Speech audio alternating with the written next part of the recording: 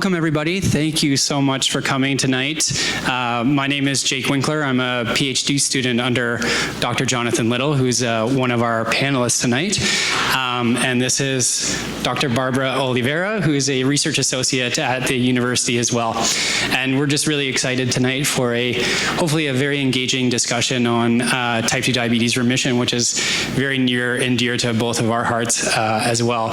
And we're just really lucky tonight to have an incredible panel of experts in remission from clinical practice, nutrition, pharmacy, lived experience as well.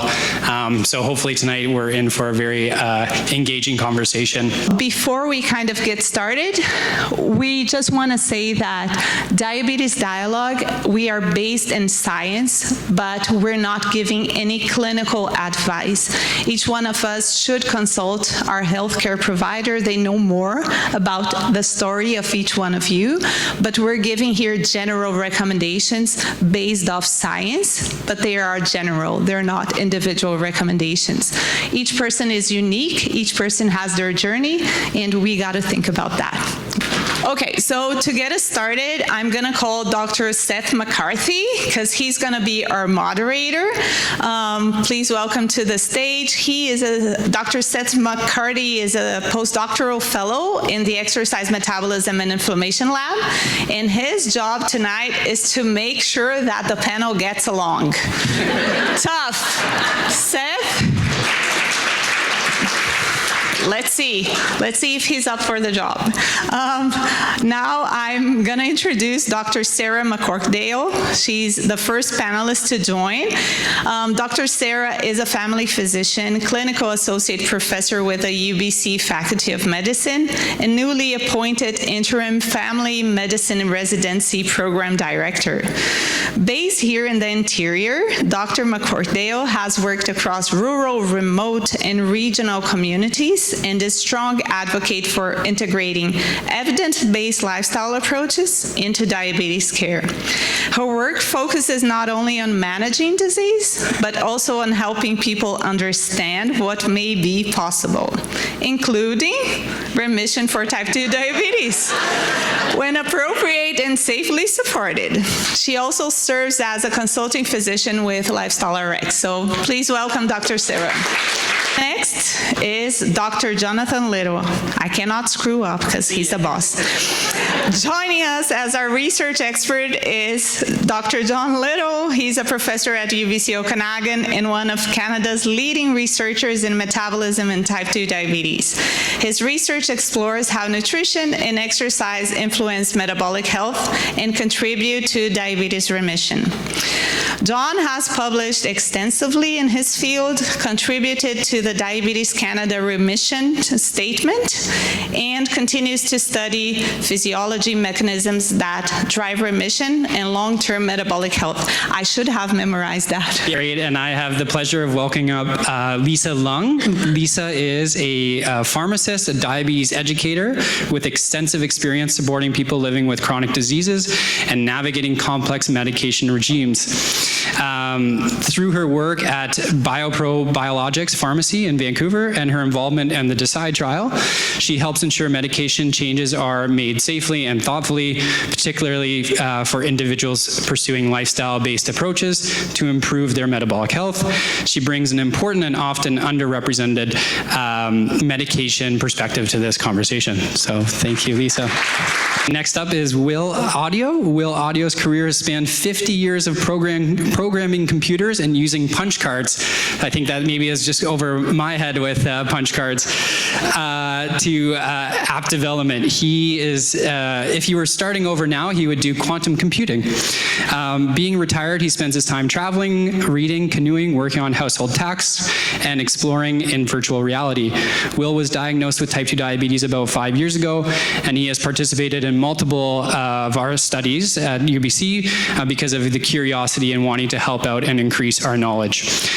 Will reached his lowest A1C while striving to follow a keto diet as part of one of our studies. Thank you, Will. And last but not least is Celeste Lavallée. Celeste is a registered dietitian whose work spans clinical nutrition, chronic disease management, and research. Celeste supports people living with type 2 diabetes through practical, evidence-based nutrition guidance and is a key dietitian involved on both the Decide trial and Lifestyle RX. Her work supports individuals in finding sustainable dietary approaches that align with their goals and preferences, including, but not limited to, low carbohydrate and ketogenic approaches as part of a remission-focused care. So thank you so much to all of our panelists, and I'm excited for the conversation tonight. I'll hand it over to Dr. South McCarthy. Thank you. Alrighty. Thank you, Jake and Barbara, for the introduction. And as they mentioned, it's my job to make sure everyone plays nicely and we stay on time. So to begin, our first question, kind of more foundational. When we talk about type 2 diabetes remission, is remission a realistic possibility for everyone, or are there important differences in who may benefit and why? And so we have a couple mics that we can kind of pass around. We'll keep that one on that side, this one on this side, and whoever wants to kick this one off is the floor is theirs. Okay, I guess they're looking to the researcher for the research-based answer. So if you were to read the guidelines and look at the clinical trials, which is our highest level of evidence, there would be the statement usually in those that individuals who are diagnosed with it within 6 years have more of a chance to achieve remission. So that means if you're earlier on in the diagnosis, and it makes a little bit of sense, if you know about the pathophysiology of type 2 diabetes, your beta cells, your pancreas is having to work really hard to overcome your insulin resistance, and it does that for many, many years. So the longer you have type 2 diabetes, the thought is your beta cells and your pancreas won't have the capacity to be able to get into remission. So that's what the evidence would say and what the clinical practice guidance would say. That being said, everyone is different, as Dr. Oliveira said. We have had participants in our clinical trials who've had type 2 diabetes for 20 years, who've been on 150 units of insulin and have been able to get their type 2 diabetes into remission. It's rare, but it's possible, and we may even have some people in the audience that have experienced that. So I think the research-based evidence would say the earlier since diagnosis, you would have that would be the person that someone like Sarah would say, hey, this is a good option for you, but it is possible for other situations as well. Well, maybe I'll talk a bit about the social and environmental aspects, because there are certain things that we can control and certain things that we can't control. And when we think about our environment, sometimes we can change our environment to help set things up to make it more feasible to achieve some of these goals. But, food is expensive, and sometimes the foods that we need to eat that are highest in fiber, moderate protein, not ultra-processed foods that are going to help in that journey towards remission, sometimes that's just not feasible for us, and we just have to do the best that we can to find the best option. And I think that environments like that and social equity and things do actually play a role in terms of who is going to have more support in being able to achieve remission. And if I could just add to that, I think one of the things I've noticed in clinical care and clinical practice is some people are motivated and want to get all the way to remission. Some just want to manage. And I think we have to work with everybody's goals and work within their means and their capacity and their ability to change. But everybody has a different target. And I think it was Barbara who said, better is better. So less medications and improved hemoglobin A1C with any lifestyle change is a move in the right direction, and it's better diabetes care. And that's the fun part.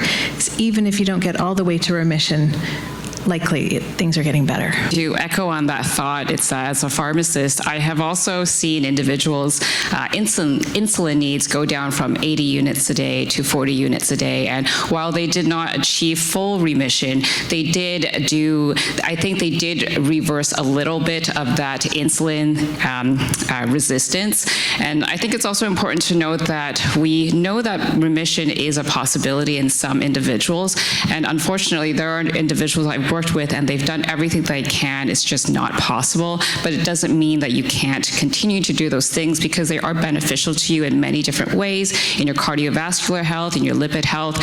And I also want to point out that, like Celeste said, there are some factors that are completely out of your control. And some people might actually find that, unfortunately, we may not diagnose it right away. It's actually not type 2 diabetes that they have. So type 2 diabetes, the main cause, it starts with insulin resistance and eventually pancreatic beta cell dysfunction. But it's also possible to have type 1 diabetes older in age. I've seen it a couple of times. It's not that common because most of the time people who are diagnosed with type 1 diabetes, they see it early on in life, but it's definitely possible. That's type 1. There are other versions of type 1 called LADA, or latent autoimmune diabetes. I've seen that, and in those individuals, it's more type 1 in nature. So unfortunately, no matter what kind of lifestyle intervention you may implement, you may get the blood sugars down, but it may not truly induce full remission. Speaking from a vast group of one, I'm encouraged that through some of the different programs that I've been part of, the A1C has come down. I'm challenged to make sure I get it done in 6 years, and I'm going to stop there. All right. Does anyone have any final points they want to add there? I think everyone really kind of highlighted, though, kind of what Barbara mentioned, that it's a journey and that it's going to be kind of different for everybody. And so turning to the healthcare system, could anyone speak to kind of how well positioned is Canada and British Columbia in particular to support people pursuing type 2 diabetes remission? I'll start. So from somebody who works in multiple provinces, I feel that BC is one of the better placed provinces. There are so many programs available here. And a lot of things might be available elsewhere as well, but they really started here. So things like the Institute for Personalized Therapeutic Nutrition is an organization that does a lot to educate healthcare professionals in what is type 2 diabetes remission and how do we help people achieve or work towards that achieving remission. Programs like Lifestyle RX were developed here, started here in British Columbia and have expanded to other provinces. So I think, and things that Barbara mentioned at the start, there's so much that has started here in British Columbia, and I think it's just like really well poised to help people here. A lot of other provinces don't have access to even some of the things that have been expanded from here elsewhere. It can't be expanded to all provinces, so I just think it's fabulous here. I do think in terms of gaps, though, dietitians know about food, and one of the very important lifestyle pieces to achieving remission is implementing appropriate nutrition, so healthful nutrition that's going to help lower blood sugar levels. We don't provide free access to dietitians anywhere in Canada unless you're with a PCN in some primary care network in some provinces, and some locations you might be able to meet with a dietitian for free. So I think that's a huge gap because unfortunately you do have to pay to see dietitians. I can add to that. As a family physician, for many years working in this and knowing that lifestyle, exercising, eating healthier was important for diabetes management, but having very little training in how to help people do that and how to come alongside them in making changes, and not having the expertise of a dietitian or a trainer or group. I recognize that as a family doc, even though I had the best of intentions, I didn't have the tools at hand, and the system didn't give me the tools at hand. So I went and got training in lifestyle medicine. It's an American certification. It's a new training that really leans on the psychology of changing behavior and the science behind what works and what doesn't. And because of that, came back into practice with new tools. But I do see that as a gap in the Canadian system. We don't have a lot of training programs for physicians, and then our system isn't set up to work with the groups that Celeste was talking about. So that's the work with Lifestyle RX and the privilege of working alongside a dietitian, having physios and counselors in the background that people can access has been tremendous, because you're part of a team all adding the expertise where needed. So I think we need more programs like that. We definitely could use more resources. We have some available now, but my suggestion is that if you find a healthcare provider who's not well versed with the topic, then perhaps you'll have to go find another one. It's just that there are groups that are advocates that know how to approach this topic, but then you might actually go to other healthcare providers who might actually shut you down and say that type 2 diabetes remission is not possible. I've certainly heard that from a number of my own patients, because their providers weren't believers, nor did they have any interest in pursuing that topic. It is also a relatively new topic to begin with.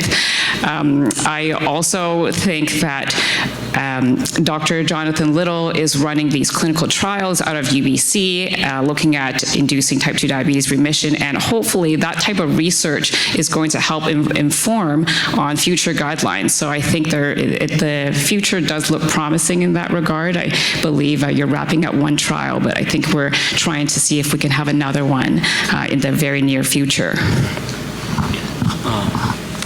Yeah, maybe I'll just add that I don't want to be pessimistic, but everyone here is a user, I guess is the right word, of our healthcare system.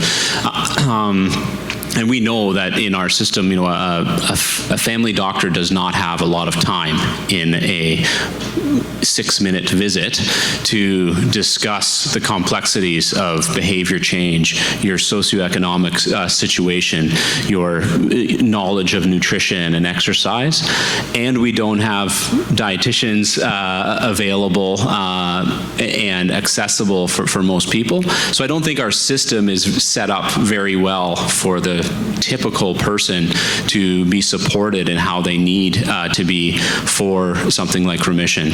And as Lysa mentioned there, like that's part of my motivation and goal for running these clinical trials, because the healthcare system, doctors, Diabetes Canada, they don't pay attention unless there's clinical trial evidence for these things. So that's why we're trying to do that, so we can say, hey, you can have a dietitian and a pharmacist who can help to take some of the load off the family physician and maybe be able to implement this in a way in our healthcare system that, you know, we know it's strained, we know there's not enough money, that we could possibly do that. So that's why we're trying to do that. I think, though, from as a person living with type 2 diabetes, this is where you can be empowered by some of the resources that are out there, and then try to work alongside or even guide your healthcare provider along the way with helping you to achieve your goals. Because I feel like if a practitioner is truly practicing shared decision making and how they should be following what your goals are and helping you to empower you to achieve those.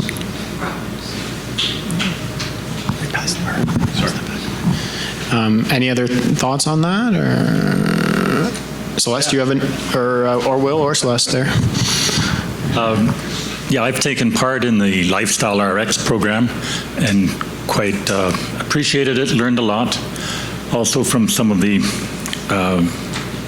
clinical trials that have been run here, I've learned quite a bit, and during one of those I reached my lowest A1C in years. But yeah, I sure miss being able to consult with a dietitian regularly.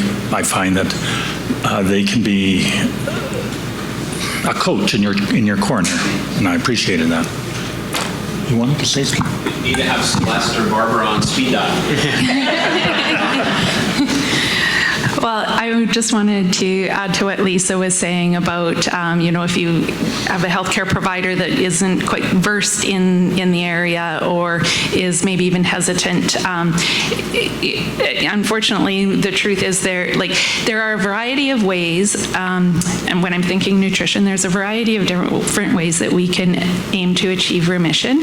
And some of those ways, like with the very low-calorie diets and even a ketogenic diet, we do have a lot of healthcare professionals and dietitians who are very hesitant to offer help in that area. And I feel that sometimes people, if this is something that you want to try, but you're not finding that support, keep looking, because there are going to be people out there who, sometimes it's just a matter of these professionals haven't been exposed to it or don't fully understand, just don't feel comfortable for various reasons. But there are certainly ones out there that are willing to support, like the ones on this panel. So I'm going to go a little off script here, just based on a couple of the comments here, but could anyone else, I know Lysa and Celeste kind of touched on it, speak to some potential misconceptions or hesitancies regarding remission, whether that be with your things that could come up with your healthcare provider, or perhaps even things in social media or that you guys have encountered? Something that Celeste and I talked about actually prior to this is the term remission versus the term reversal. In the medical community, we actually like to use the term remission because remission, actually no, we'll back up. Reversal implies that it can't come back. You've cured it. And we know that with diabetes and a lot of metabolic diseases, that's not the right term because you might have managed it, but it is possible for it to come back. So that's why we like to use remission. Unfortunately, on social media, there are a lot of people who will write diabetes reversal or something reversal because it does attract your attention. It makes it easier for you to click that link because it's diabetes reversal, more likely to attract clicks versus diabetes remission. Well, what is that? Some people may not have heard of the term. So I guess a big thing is that reversal could be very misleading because we're not reversing diabetes, even though that is kind of the intention. But the idea is actually to get you to a state where you can just stay there, hopefully permanently, but that's why we call it remission. So that's one of the misconceptions, unfortunately, that people think that they reverse diabetes completely, but that's probably not actually realistic. Great. Thanks for expanding on that. Any other thoughts on that? Otherwise, I can move on. Okay, we'll save that. Well, maybe we'll save that for later. So there is growing public interest in remission, obviously, but also a great deal of confusion. So in your experience, what do people most often misunderstand about type 2 diabetes remission? A nice kind of segue off of Lisa's answer there. I start off the next one with people think they can come off all diabetes medications, which if you're able to, that would be the most ideal. However, if you're only able to come off some of them, that is also, in my opinion, acceptable too, because while it's important to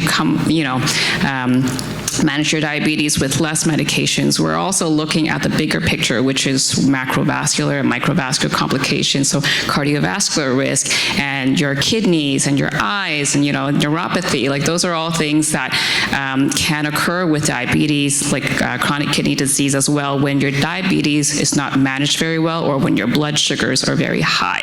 And so I often have to have conversations with people that, okay, well, you're doing everything you can. We got your A1C from a 10 down to an 8. That's actually already very impressive. Unfortunately, with everything we're doing, you're only able to get to the 8, and that's still okay. You probably do still need to maintain these medications because we want to protect your kidneys and your liver and your eyes, etc.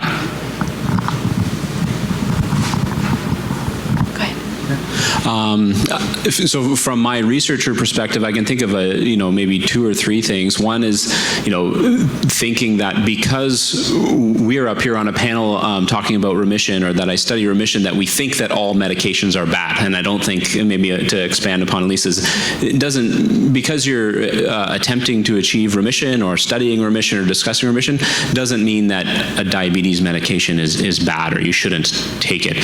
So I think that's a misconception. that some people have.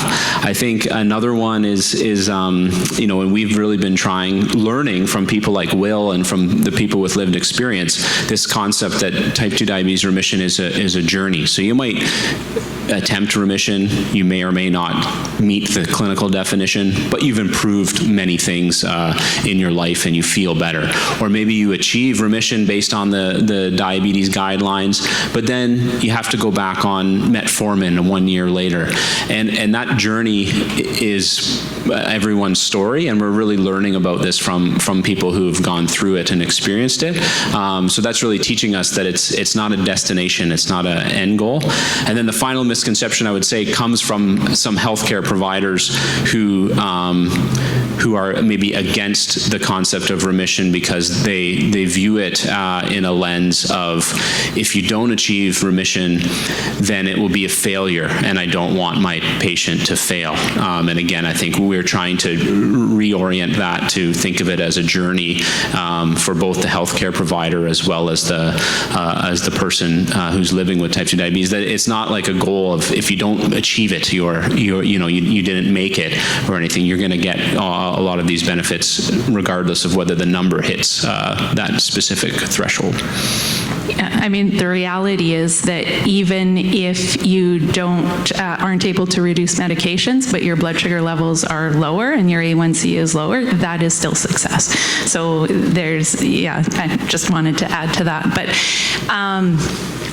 I think another thing that where there's some misconceptions is that some of the methods that we can use, like the very low-calorie diet that we mentioned, people think that that's how they have to eat for the rest of their lives. And maybe it's not even the people who are trying to achieve remission, but the people around us. And so we hear these messages that, that's not a healthy way to eat for the rest of your life. But the intention is not that that is how you would eat for the rest of your life. The intention is that we would use this as a short-term therapeutic diet that helps to achieve certain goals or towards certain goals, and then we transition to a long-term sustainable way of eating. I take back the word diet. Diet does not have to mean that it's restricted. It's how we eat. But I do think that there's this misconception that that's how we have to eat forever. And even if it's something like a ketogenic diet, Barbara and I were talking about this earlier,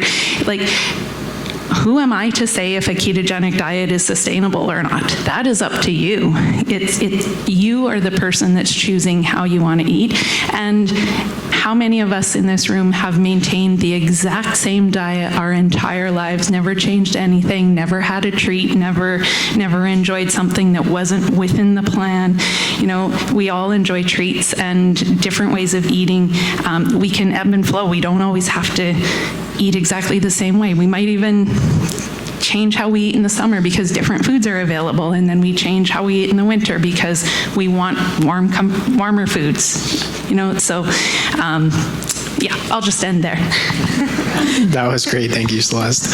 And so drawing from your practice, research, or lived experiences, what are the most significant barriers to achieving remission? I know we've kind of touched on these a little bit, but equally importantly, what are factors that most often enable success for different individuals?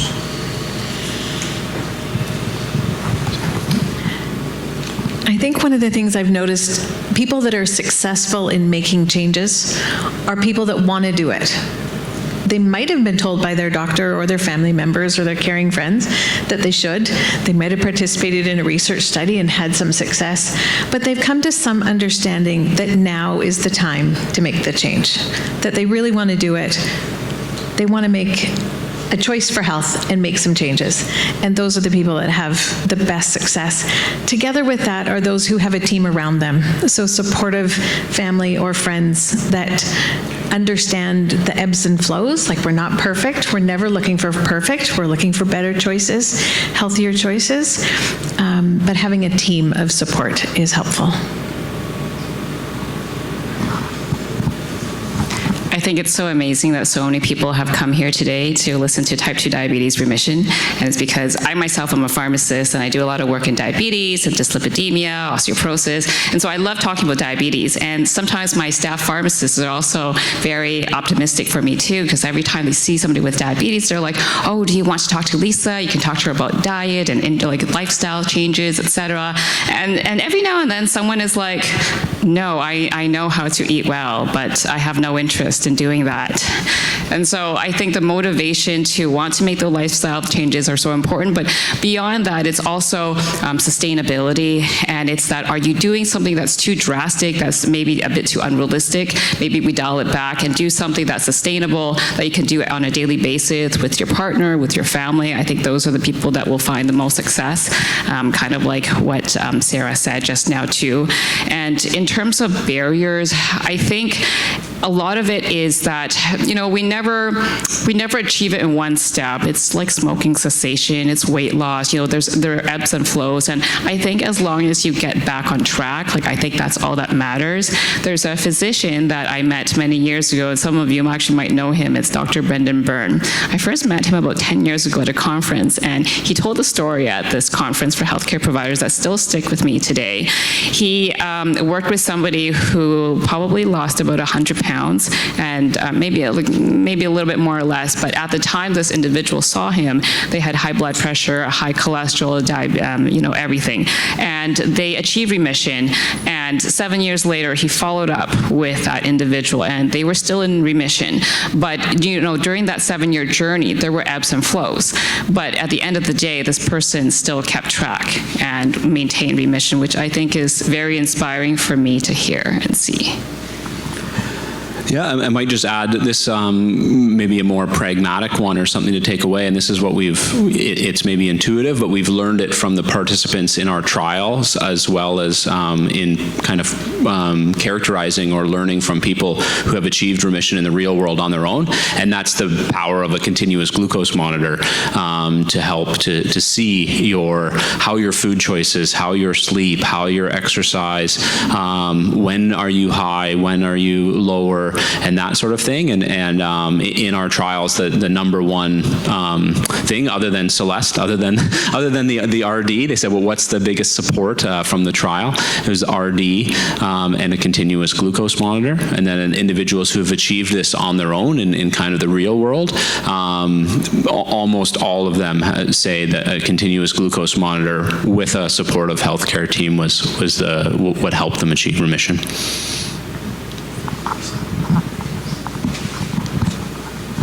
I want to add two strategies or supports, I guess, that help people be successful. So that the social supports are so important, but I think mindset is also something that can make or break.